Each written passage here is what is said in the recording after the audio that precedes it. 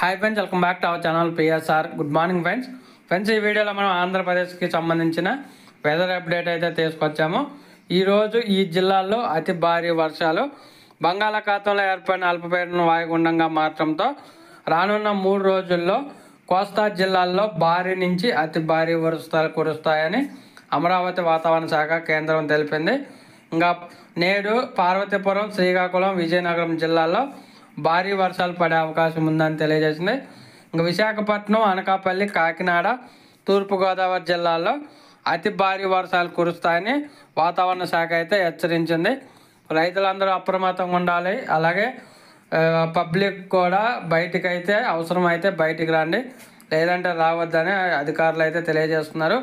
ఈ రోజు నుంచి కోస్తా ఆంధ్రాలో భారీ నుంచి అతి భారీ వర్షాలు అయితే పడే అవకాశం అయితే ఉంది. ఆల్రెడీ పడుతున్నాయి వర్షాలు. ఈ వర్షాలు ఇంకా పెరగడానికి అయితే